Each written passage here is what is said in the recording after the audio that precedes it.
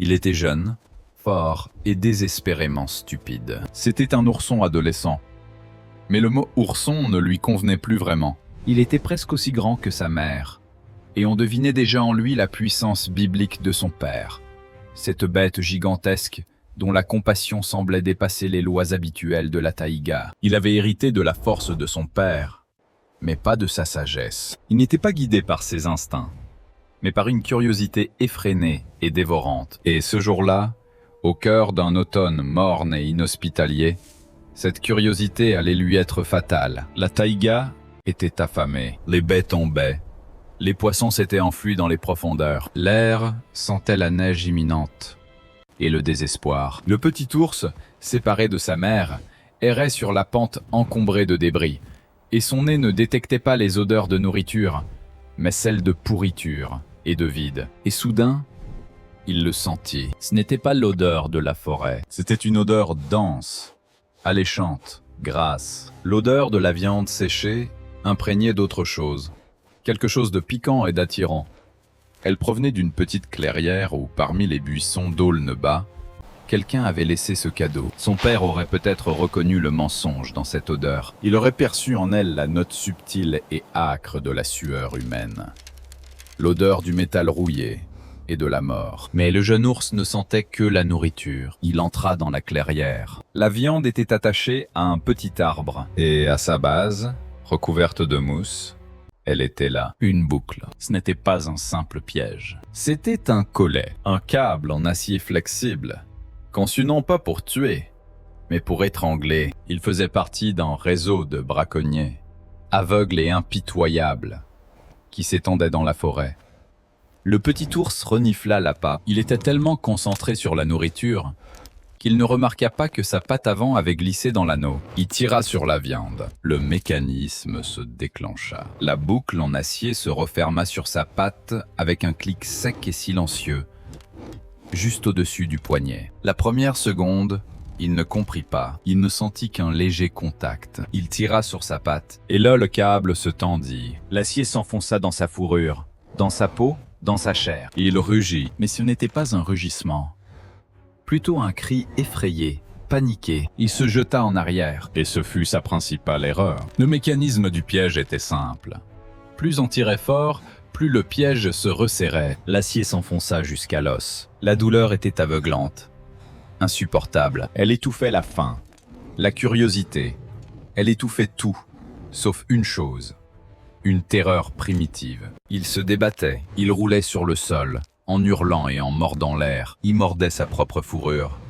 Il enfonçait ses dents dans le câble d'acier qui ne faisait qu'égratigner indifféremment son émail. Il était jeune, il était fort, et toute sa puissance biblique, héritée de son père, était inutile contre ce collier fin et souple. Il se débattit jusqu'à épuisement. Ses rugissements se transformèrent en gémissements rauques et désespérés. Il était pris au piège.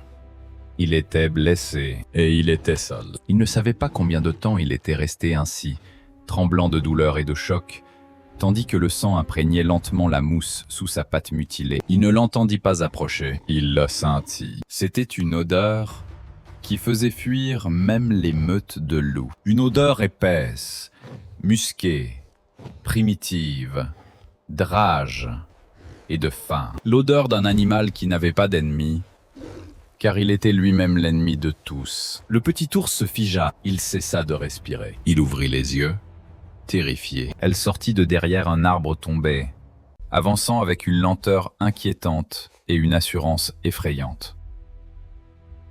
Une carcajue. C'était une femelle imposante, l'incarnation même de la férocité pure et concentrée, le démon du Nord. Elle avançait en reniflant, la tête baissée vers le sol. Elle avait été attirée par le bruit, elle avait été attirée par l'odeur du sang. Elle aperçut l'ours, elle s'arrêta à 10 mètres. Pour le loup, c'était une scène tirée d'un rêve. Un énorme ourson adolescent bien gras, une proie facile. Il n'était pas simplement blessé, il était pris au piège. Il était immobilisé. C'était un festin que la taïga elle-même lui offrait sur un plateau. Le ourson gémit plaintivement. Il était pris entre deux morts. Une mort lente, causée par le piège en acier, et une mort rapide, causée par des crocs capables de broyer les os. La louve fit un pas. Ses lèvres se tordirent, dévoilant ses mâchoires puissantes. Elle anticipait déjà le goût de la chair chaude. Et là, elle s'arrêta. Elle inspira encore. Sur son museau hideux et couvert de cicatrices, se reflétait quelque chose qui ressemblait à de la perplexité. Elle sentait le sang, elle sentait la peur, mais à travers cette odeur animale épaisse, une autre odeur se dégageait.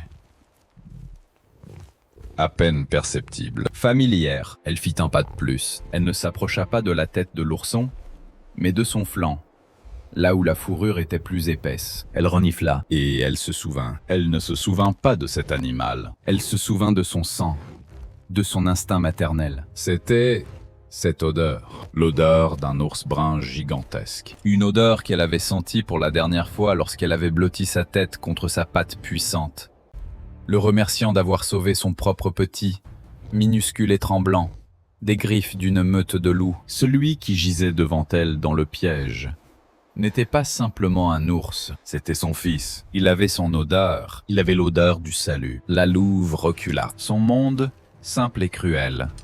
Un monde où il n'y avait que deux règles.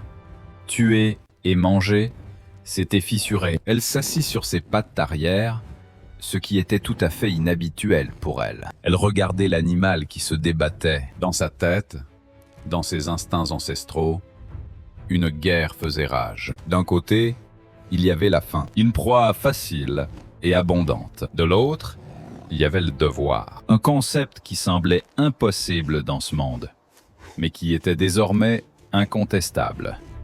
Le petit ours l'observait, sans comprendre. Il s'attendait à une attaque, mais il n'y eut pas d'attaque. La louve restait simplement assise et le regardait. Ses petits yeux méchants n'étaient pas fixés sur lui, mais sur ce qui le retenait, sur le nœud coulant. Elle se releva, mais elle ne se dirigea pas vers l'ours. Elle se dirigea vers l'arbre auquel était attachée la corde. Le petit ours la suivait des yeux, le cœur battant à tout rompre. La louve approcha du pied d'un jeune aulne. Elle trouva l'endroit où la corde était enroulée autour du tronc. C'était une corde épaisse, en nylon imprégné de goudron. Les braconniers n'avaient pas lésiné sur les moyens. La louve renifla la corde. Elle sentait l'humain. Elle détestait cette odeur, et elle commença à le ronger. Le petit ours n'en croyait pas ses yeux. La louve, le démon de la forêt, ne l'attaquait pas. Elle s'en prenait à la corde. C'était une scène inconcevable. Absurde. Elle s'agrippait à la grosse corde avec ses puissantes mâchoires, faites pour broyer les os. Elle grognait, elle tirait, elle secouait la tête d'un côté à l'autre. Elle n'essayait pas de la ronger rapidement, elle essayait de la détruire. C'était un travail long et pénible. La corde goudronnée ne cédait pas. Les fibres étaient dures comme du fil de fer. De la salive mêlée de sang coulait de la gueule du glouton. Les bords tranchants de la corde lui coupaient les gencives. Mais elle ne s'arrêtait pas. Elle grognait, elle haletait, elle était enragée. Mais toute sa rage n'était pas dirigée contre un être vivant, mais contre cet objet humain inanimé. Le petit ours était allongé et regardait. Sa panique avait disparu, remplacée par une incompréhension totale et assourdissante. Il regardait le plus redoutable prédateur de la taïga, risquant de se casser les dents, saignant. Le libérer méthodiquement. Une heure s'écoula, ou peut-être une éternité. Le loup, tout trempé, haletant, fit un dernier effort désespéré. Il eut un craquement sourd et sec. Les fibres se rompirent. Le câble qui retenait le ourson s'est relâché. La boucle autour de sa patte, qui n'était plus tendue, est passée d'un nœud coulant mortel à un simple anneau. Le petit ours retira instinctivement sa patte, et elle était libre. Il rampait en gémissant, serrant son membre mutilé et ensanglanté. Il était libre. La louve tomba de l'arbre. Elle respirait difficilement. Ses flancs se soulevaient et s'abaissaient. Elle recracha un morceau de fibre de nylon et regarda l'ours. Ils étaient seuls dans la clairière. Deux animaux qui, selon toutes les lois, auraient dû être ennemis. Le ourson, gémissant de douleur, la regardait. La louve le regardait. Son regard ne trahissait ni haine, ni faim, seulement une fatigue infinie. Elle avait fait son devoir. Elle ne comprenait pas pourquoi elle l'avait fait. Elle savait simplement qu'elle devait le faire. Celui qui avait sauvé son sang ne devait pas perdre le sien. Elle émit un son grave, guttural, rauque. Ce n'était pas de la gratitude, ce n'était pas un adieu, c'était simplement un fait. La dette était payée. Le cycle karmique lancé par son sauveur, l'ours, était bouclé. La louve se retourna. Sans se retourner, elle s'enfonça dans la forêt, disparaissant dans l'ombre, aussi vite qu'elle était apparue. Le petit ours resta seul. Il était blessé, il était sous le choc, mais il était vivant. Il leva sa patte brisée et regarda son incroyable sauveur s'éloigner. Ce jour-là, il apprit une leçon plus importante que n'importe quelle leçon de survie. Il apprit que dans la taïga, il existe des lois plus anciennes que la faim, et leur nom est le devoir.